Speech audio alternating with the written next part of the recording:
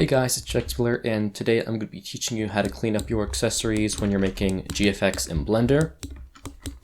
This isn't a tutorial that's like independent. If you don't, you should at least know you should know some basics of GFX. Not necessarily how to make an entire one, but at least up to the point where you have your character imported into Blender. I have a tutorial, which I'll leave the link into the description, and there'll be a little card in the top right linking to that. Now, the first step is I'm just going to get this to the state where I have in the tutorial, where I first just tab to go into edit mode, 1 to make sure I'm in vertice mode, A to make sure everything's selected, then hit M by distance, and then hit Alt J to turn everything from triangles into quads, and then tab to get back out of edit mode, right click, shade flat, go down to this little triangle, click normals, and then uncheck auto smooth. And then I'm going to delete the torso, the limbs, and the head because we won't need them. The rig will do that for us. Now, in order to get rid of these, what we don't need, first press tab, go back into edit mode if you got out of it. Then make sure again you're in vertice mode by pressing 1 if you don't see these dots, the vertices. And then make sure just click away so that nothing is selected. Then hover over vertice from the arm of the torso and press L. It'll select everything that's linked. Do the same thing for the head. And now we've got all of that selected. Now just hit delete, vertices, and we've deleted all of that. Now we also need to separate these two accessories from each other, or if you have more, we just need to separate everything. So press A to select everything, hit P, and then by loose parts. Now if you hit tab to get out of edit mode, I've separated these two. Now I just want to work on one at a time, so I'm just going to click on the one I want to do. And first I'm going to work on the hair, and I'm going to press Shift and H to hide everything except for this. Now as you can see, it looks kind of weird, and that's because normally it'd be shaded smooth, and because we kind of removed all the stuff earlier, all the extra geometry that like it was separated, like there was an edge split which caused it to get some like sharper edges, but it just, and you can see there's distortion here, and we just don't want that. So I'm going to try to smooth it out. And normally if you want to just smooth an object out, you'd add something called a subdivision surface. Now subdividing is, if I were to add a cube here, don't do this, I'm just going to show you. If I were to subdivide an object, it just turns all the squares into 4 more squares by cutting them both ways. And let's undo that actually. But then a subdivision surface, what it does is there's 2 versions. There's simple, which just does that. You can't see it because it's a modifier, which means I'm not actually physically changing the object, and that's what's good about modifiers, because then you can disable them. But the Cat-Will-Clark variant subdivides everything, but then it also smooths it out like this. And we can do that to the hair to smooth it out. The only problem is it's smoothing it out too much. As you can see, it looks nice because it's smooth, but we need to be a little more, we need to preserve the shape a bit more. So if I were to go back to my cube and show you again, if I add this, it does it based off of geometry, which means if I were to add a loop cut and do this, see, it sharpens it up at that corner, which means if I were to add a subdivision surface, a second one, move this over here and set it to simple, the more times I do it, which is what this number stands for, how many times you're applying this, it'll do it again, and it keeps sharpening it out and preserving the shape. So if we do that to the hair by adding a second subdivision surface, and then setting it to simple, and then dragging it using this little thing here, so that it's being applied first, as you can see, it's the shape, it's keeping the shape.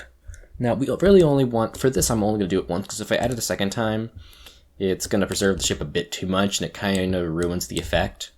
So I'm going to set this to 1, and make sure that for the simple one, these two are the same, because this is what we'll see here, and this number shows how much it'll do it when you render it. So normally, you'd have it for like smoothing, you want it to smooth it up more when you actually render it, because you don't need it, when in the viewport you don't need to smooth as much, because that'll slow it down. Now for this, I think this is, I might set to 3 for the smoothing one, but I'll set it to 2 in the viewport and then 3 in the render, so it'll smooth it one more time when we render this out. And then I'm just going to shade it smooth again. And then I'm going to enable auto smooth, which probably won't really do anything because this doesn't really have any hard edges, but it's still a good habit to get into because usually auto smoothing is just, what you want to do.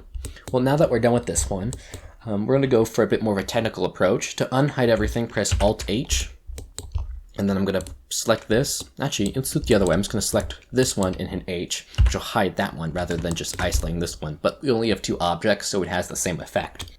As you can see, the topology, like the geometry of this is so much better. It just kind of flows. We got all these, squares. It just looks really neat. And that's why we can go for this more technical approach when we do this one. So what we're going to do is if we were to go out of edit mode and add a subdivision surface again, it does really good, or really well, but of course we really want this to have a bit more of a sharp edge here and here. So what we're going to do is we're going to select these edges. So to select these edges, first we need to go into edge select mode by pressing 2. Now we can select edges, but we don't want to have to manually select everything by shift clicking. That would take forever. So if we just hit Alt and left click, it'll select this whole edge loop. Now I'm going to disable this. If I press this little monitor thing, we will no longer see it in the viewport, but as long as this camera is selected, it'll be visible in the render. So I'm going to select everything I want to apply this to, but I have to, if I just press Alt and click again, it'll unselect this. So I need to select one and then hit Shift and Alt and then click to select multiple edge loops. So I'll do it, I don't know, there, and here, and here, maybe here, I guess, not here, and here. Yeah, that's good. And then I'm going to hit N to bring up the side menu, go to Item, and if we hit Mean Crease, it'll basically simulate me adding more geometry here, like an edge loop, to sharpen this up. So if I'm going to re-enable this again so we can see what it's doing, if I select this to 1, it totally triggers it, a super sharp edge, but sometimes that can be a bit too intense, so I'm going to set, let's say 0.5. So now, if I go out of edit mode, as you can see, it smoothed this up. Now if I hit shade smooth and auto smooth, where is it? There it is. It's harding, it's just bring up some edges like here that we don't want, and that's because that's what this blue line means. It's sharpening up those lines when we shade it smooth. So if, again, in edge mode by pressing 2, hit A, right click, and then click clear sharp, and that'll undo it.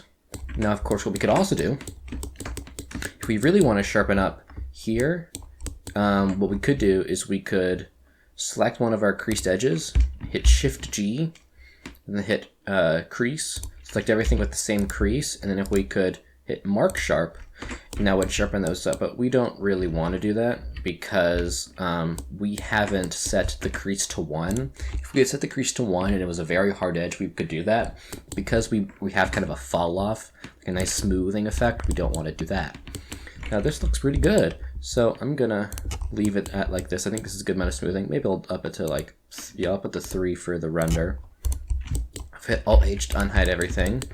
We got some good stuff going. It's looking much better. And that's it for this video. For some other accessories, if you have something else, try to apply one of these two methods to it. If you have an accessory that's not really working with either of these methods, you're having problems, just comment down below and I will respond and try to help you out with that. And maybe I'll make like another video short just to help you with that. But thanks for watching. Please subscribe and watch my other GFX tutorials. I'll link to the simple GFX tutorial in the description, and also a playlist of all my stuff which has other like little mini tutorials such as this one. I'll see you guys next time. Goodbye.